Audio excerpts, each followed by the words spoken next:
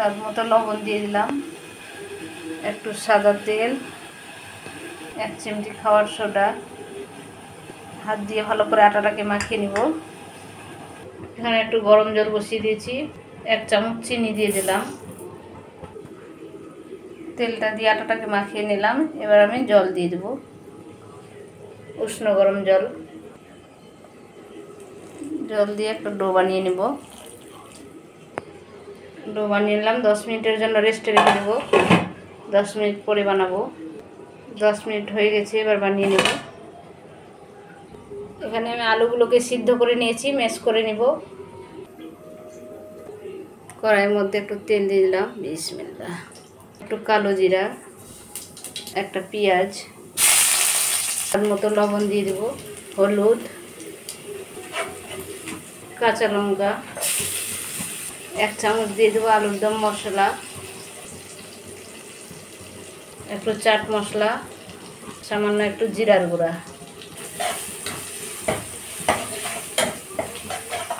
এবার আলুটাকে আমি দিয়ে দেব।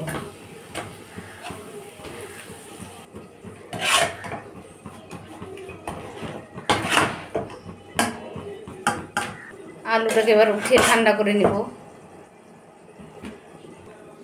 আলুটাকে ভালো করে ঠান্ডা করে নেব। লেচিগুলো কেটে নিলাম। এবার সবগুলোর মধ্যে আলুর পুর দিয়ে দেব।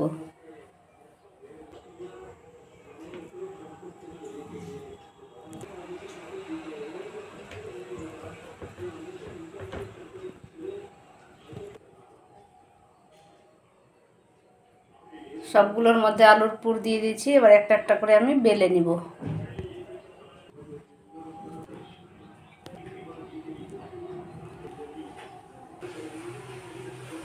সবগুলোকে বন্ধ করে দিলাম। এবার আমি বেলে নেব। এবার আমি একটু আটা দিয়ে বেলে নেব।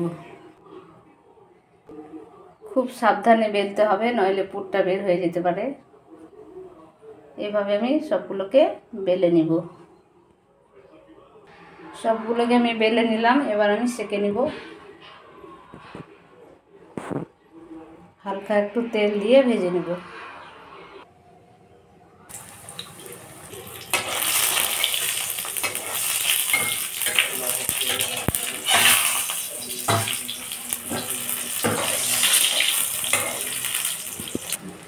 হয়ে গেছে, উঠিয়ে নেব।